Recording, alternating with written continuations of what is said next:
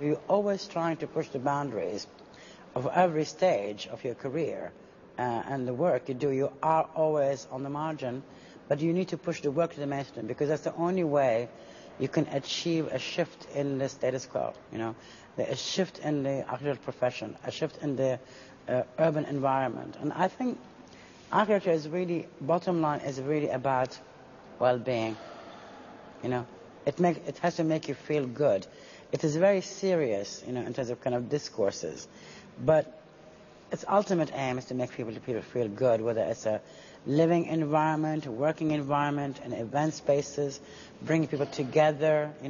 It might challenge their emotions or feelings or the way they respond to space, but it should really eventually add to their well-being. And these goals always change. They're not always fixed. And I think that's what makes it also interesting, and that's what makes you always yourself on the move, because you always have to find the next goal. Not that you're chasing some sort of a crazy dream, but I think that you need to expand the repertoire, whether it's through your own research or through education. Really, you don't have to achieve. You can't achieve everything, but I think if you can add in a large way or increments to shift one's view. And I think that view of, when one thinks of 20 years ago and what the world view was about architecture 25 years ago was very different, Nothing was attainable then. And I think that the greatest projects have not totally been achieved, been shelved or whatever. But I think they're more possible now. And it's due to the work and research of quite a few people, who did sacrifice a lot, to get that going.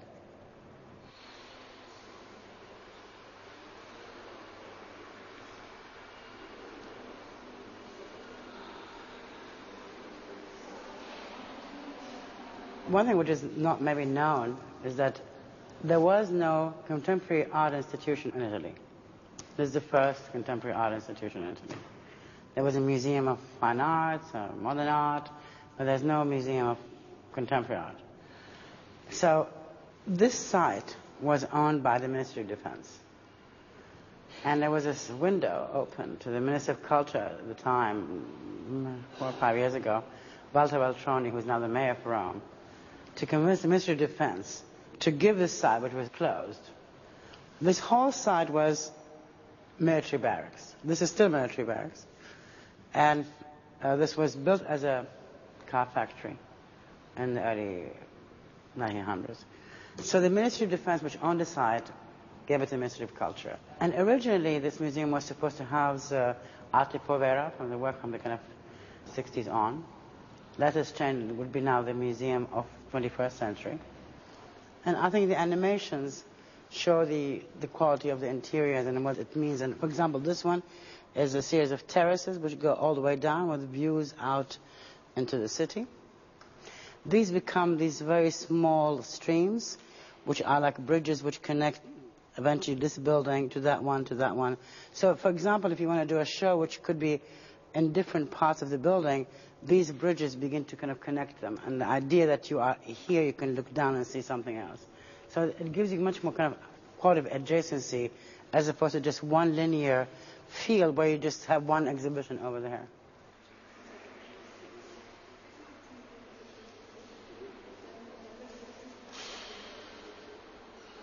So in here, all the entrance, very large kind of entrances, they're very different heights, there are many layers. So this idea of layering kind of deals with the idea of Rome and the archaeology of Rome and many layers, and that also becomes lots of outdoor urban spaces, which becomes part of kind of the civic life in Rome, no longer just about the site. So it's no longer about a building, but it's about a field. And so what is interesting about it for me is that the idea of the field as an institution becomes interesting, because we're dealing with a kind of like a segment of Rome.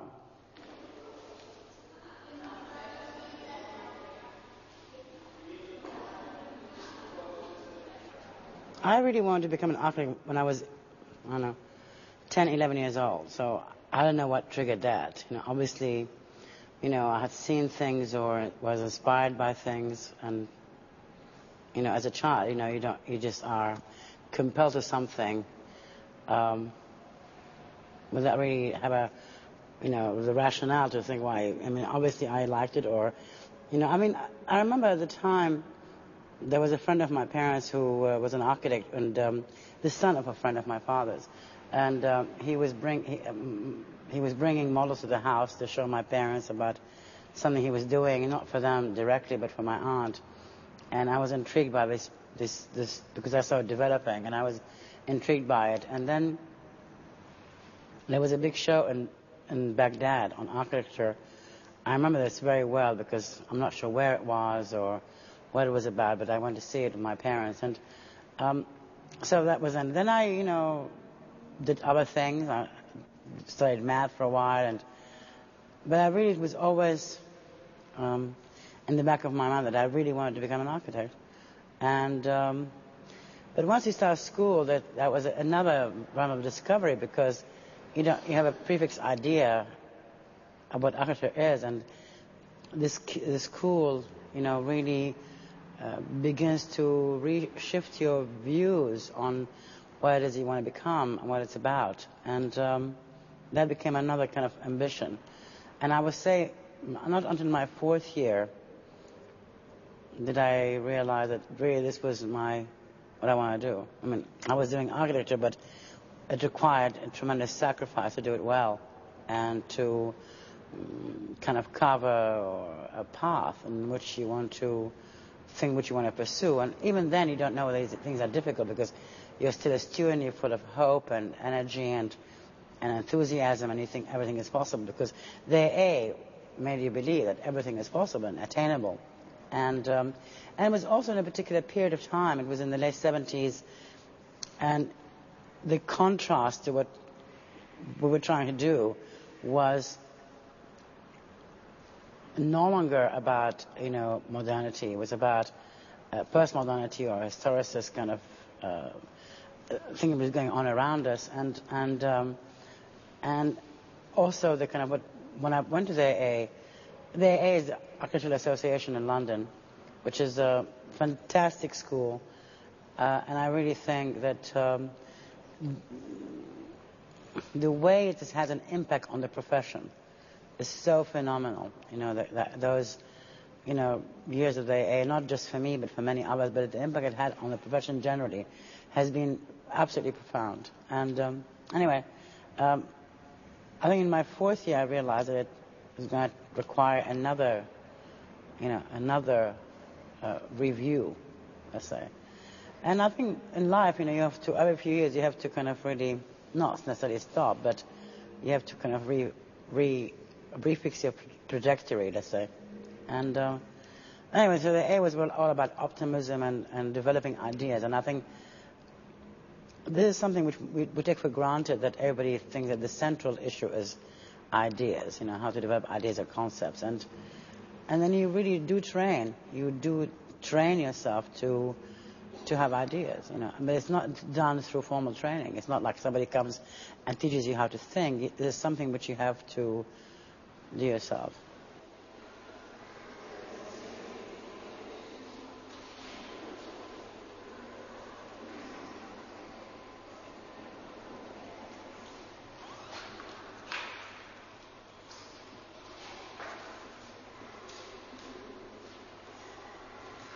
The situation in Wolfsburg is that on this side is the largest manufacturing site in Europe. It's the Volkswagen main factory. It's enormous. It was built a long time ago. It's a vast view with a very large power station. And then they built the Ottostadt, where there's all these new buildings which you can go to the site and buy the car. They're all new buildings. And this, I'll move around and I'll come back. This idea that there's a bridge here which connects the Ottostadt to the city. This is the railway line. Over there is the station for the speed train, fast speed train from Berlin to Frankfurt and Hanover, which stops here on the way. Hence, there's a very large museum in Wolfsburg, which has really fantastic exhibitions, actually. So this ramp, Originally, this ramp went through the building up from above. So this ramp then connects the ground condition to the bridge, which is already here, which is already built. So this is the idea for the idea for the landscape. These are all the cones. And so the idea that you come from the station, you can walk through here, or you can come from the city, walk through here.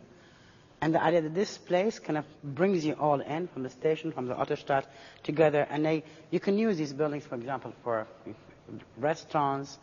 So it becomes kind of really an urban field where you have restaurants, the theater, the idea that it could be used all the day and all the night. And in the summer you can spill out, you can sit outside on the terracing and stuff like this. And so there is an active situation the whole day on the side. The other thing which we didn't want to do is to really block. There's a vacant side. We didn't want to block the city from the Autostadt. So then you come in. You can go out in these different kind of. If you look through all the escalators, staircases, all the entrances are in these very large cones. Some of the restaurants on different levels, and then you come into kind of more or less open field. In this space, there is kind of a drop in the floor. So the drop becomes like a mezzanine, where you have and you can see it here. So it's a different level of another exhibition space. So there is a window. This becomes a window in that whole place, and you come here. You can have all the exhibits there, all through the floor. As you remember, the cones are the structure. So these are two cones where the roof also can go in, and you can bring in light into the stair. This is done to show how they can do the interior of the space.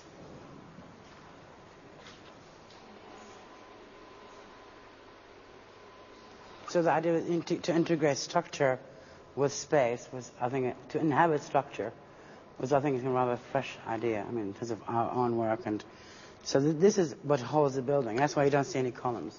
There are no columns except here to hold the roof, but to hold the building, the legs become the structure.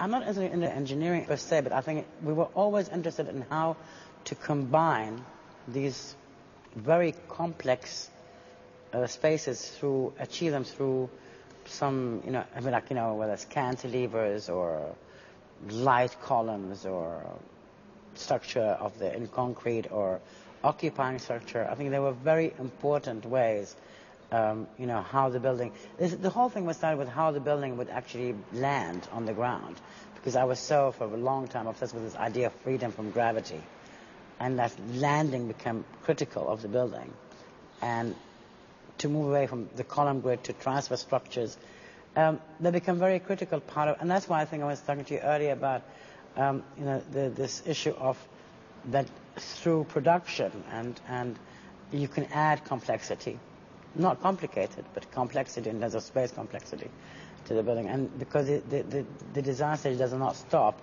after detailed design or preliminary design. So you look at all these things and refine them more and more. So they're very integrated. I mean, the engineering aspect and the building are very integrated, and it becomes very exciting and interesting. Would you talk for a moment about, in terms of your research, you're going back to the suprematists to see what that would bring you?